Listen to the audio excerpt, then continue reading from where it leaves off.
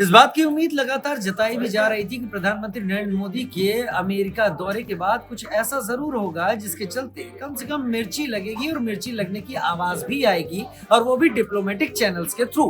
प्रधानमंत्री Narendra Modi Donald Trump के साथ जब मीटिंग के बाद निकले और ज्वाइंट स्टेटमेंट सामने आया, उसमें लिखी गई चीजें ये सब करने के लिए काफी थी। पाकिस्तान की तरफ से रिएक्शन तेजी के साथ सामने आया। वही पाकिस्तान जो अक्सर भारत में हो रही किसी भी गतिविधि और भारत के किसी भी आरोप को यूं नकार देता था जैसे उसका इससे कोई मतलब ही ना हो, लेकिन जब डोनाल्ड ट्रंप और प्रधानमंत्री मोदी साथ में उस ज्वाइंट स्टेटमेंट को रखते हुए नजर आए और उसमें पाकिस्तान का नाम लेकर जिक्र किया गया, तो समझ में आ गया कि मिर्ची गहरे लगी है और तीखी लगी है। The more you sweat in peace, the less you bleed in war. इसको आर्मी की भाषा में इस्तेमाल किया जाता है, लेकिन शायद प्रधानमंत्री नरेंद्र मोदी ने इस सारी चीजों को, इन सारी कवायद को अमेरिका की विजिट से पहले ही इतना पुख्ता कर लिया था कि वो यकीन के तौर पर सामने आ सके कि भारत को परेशानी कम होगी और पाकिस्तान को ज्यादा होगी। और शायद इसीलिए शफाकत अली खान पाकिस्तान के मिनिस्ट्री ऑफ एक्सटर्नल अफेयर्स से बिना देरी किए सबके सामने आए और उन्होंने आते ही एक सिरे से उसको नकारने की कोशिश की। हालांकि कहते हैं डिप्लोमेसी में चुने गए वर्ड्स की भी कीमत होती है। आप किस शब्द का इस्तेमाल कर रहे हैं, उसका कहाँ इस्तेमाल कर रहे हैं, ये भी बहुत ज्यादा मायने वाली बात होती है। लेकिन ऐसा लगा कि इन सबको जल्दबाजी में चुना गया और उनके चेहरे के हाव भाव, जेस्चर्स भी बता रहे थे कि वो भी समझ नहीं पा रहे हैं या पाकिस्तान का एमईए भी समझ नहीं पा रहा है कि आखिर इस ज्वाइंट स्टेटमेंट का रिएक्ट किस तरीके से करना है। तो जो शफाकत अली खान के जो वर्ड्स थे, उन्होंने अपने जवाब में ये कहा कि पाकिस्तान का नाम लेकर कही गई ये बातें भ्रामक हैं, एक तरफा हैं और डिप्लोमेसी के मानदंडों के विपरीत हैं। इसके एक्सप्लेनर को समझिए, क्यों ऐसा हुआ। दरअसल प्रधानमंत्री मोदी और डोनाल्ड ट्रंप ने अपने ज्वाइंट स्टेटमेंट में पाकिस्तान का नाम आतंकवाद के साथ लिया। वही पाकिस्तान जो अपना पीछा छुड़ाने के लिए परेशान है, लंबे समय तक ग्रे लिस्ट में रहा है और उससे किसी तरीके से छुटकारा पाने के बावजूद कुछ रोजी रोटी के लिए डॉलर्स जुगाड़ने उसने शुरू किए। लेकिन अब अगर अमेरिका ने ऐसा कह दिया है तो उसका असर आईएमएफ पर भी पड़ना लाजमी है, क्योंकि कटोरा तो आईएमएफ के पास ही ले जाना पड़ेगा और अगर वहां जाएंगे तो वहीं से पैसा लाना पड़ेगा। इसलिए परेशानी पाकिस्तान की बढ़ी और पाकिस्तान ने शब्दों का इस्तेमाल इसलिए किया क्योंकि इस ज्वाइंट स्टेटमेंट में कहा गया कि 26/11 के गुनाहगारों को पाकिस्तान सही बुक नहीं कर रहा है, सजा के तौर पर उनके लिए कोई कार्रवाई नहीं कर रहा है। अब 26/11 मुंबई में ताज होटल पे हमला हुआ था और ट्राइडेंट होटल पर हमला हुआ था। इन जगहों पर जो हमला हुआ, इसके पीछे लश्कर तैयबा का हाथ था। इस सारे के सारे ऑपरेशन को वीव किया, यानी उसको सोचा, उसको फंड करने वाला हाफिज सईद, जो कि हाफिज सईद एक दूसरे नाम से अब एक्टिव है, जमात-उद-दावा के नाम से, जो कहते हैं कि परोपकार के कामों में जुड़ा हुआ है, लेकिन दरअसल वो पैसा इकट्ठा करके लश्कर के जरिए भारत में खून खराबा कराना और भारत के अलावा और भी जगह पर इस तरीके की टेररिस्ट एक्टिविटी को बढ़ावा देने में है।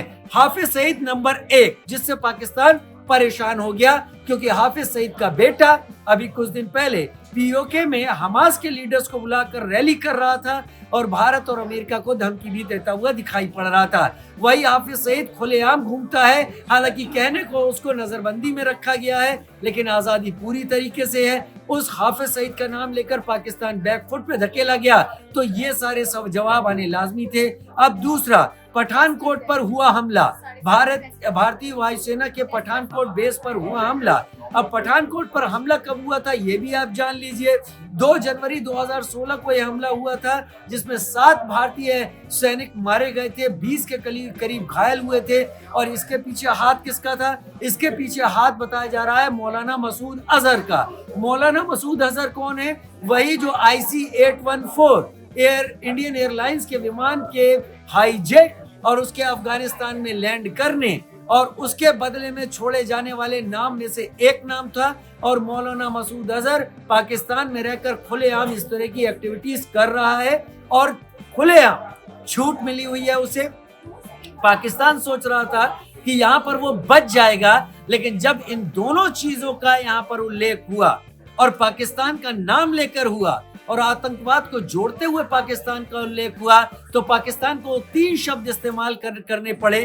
भ्रामक यानी कंफ्यूज करने वाले, गलत, झुठलाने वाले, एक तरफा, वन साइडेड, यानी केवल भारत और अमेरिका ने इन भाषाओं को गढ़ा है। लेकिन पाकिस्तान शायद भूल गया कि तुर्की के अलावा या फिर इक्का दुक्का देशों के अलावा और सारे देश यही मानते हैं जो इस ज्वाइंट स्टेटमेंट में निकल कर सामने आया है। इसलिए उसने कहा एक तरफा है और डिप्लोमेसी के मानदंडों के विपरीत है। अब पाकिस्तान को डिप्लोमेसी की याद आ रही है कि उसको ये समझ में आ रहा है कि कम से कम उसके एक सोवरेन कंट्री होने के नाते दूसरे देश अपने किसी स्टेटमेंट में उसका नाम रेस्पेक्ट के साथ ले, उसके नाम को बदनुमे दाग की तरह सामने पेश ना करें, तो उसको डिप्लोमेसी के मानदंड याद आ रहे हैं।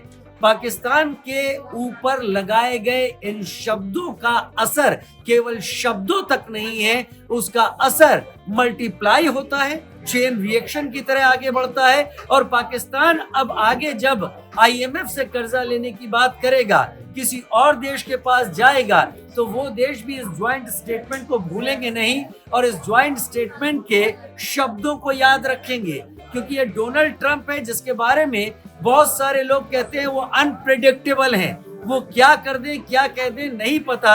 और यही अनप्रेडिक्टेबल कहने वाला शब्द डोनाल्ड ट्रंप के लिए दूसरों को अटेंशन में लाने पर मजबूर करता है कि क्या पता उनका कौन सा कदम डोनाल्ड ट्रंप को उनके लिए अनप्रेडिक्टेबल बना दे।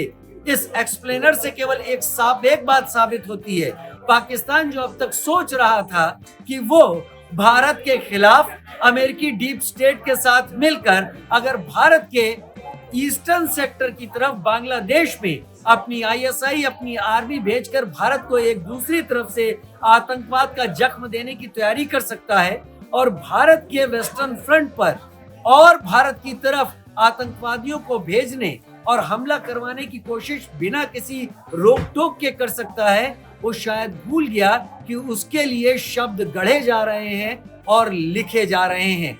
इस एक्सप्लेनर में आपको सिर्फ इतना बताना है कि प्रधानमंत्री नरेंद्र मोदी की कूटनीति और डिप्लोमेसी जहां पाकिस्तान कह रहा है कि उसके खिलाफ इस्तेमाल की गई है, यहां भारत ने बेहतर तरीके से डिप्लोमेसी का इस्तेमाल किया है, अपनी कूटनीति का उपयोग किया है और अमेरिका के साथ मिलकर न केवल भारत ने पाकिस्तान को वो जगह दिखाई है जहां पर पाकिस्तान अभी सेफ पैसेज की तरह भारत पर हर तरीके के दबाव, हर तरीके के आरोप लगाता था और भारत में आतंकवादियों को हथियार देकर भेजता था, उसे भी बैकफुट पर आना पड़ा। ये केवल एक MEA की स्पीच है जो पिछले कई दिनों बाद जाकर इतनी जल्दी पाकिस्तान की तरफ से सामने आई है खुद को पाक साफ बताने के लिए। लेकिन अब पाकिस्तान को अंदाजा लग गया है कि कम से कम फिलहाल अगले 4 साल जब तक डोनाल्ड ट्रंप है और अगले उससे भी ज्यादा 1 साल जब तक प्रधानमंत्री मोदी हैं, पाकिस्तान को अपनी चाल, ढाल, चरित्र और रवैया सुधारना ही पड़ेगा। फिलहाल इस वीडियो में इतना ही।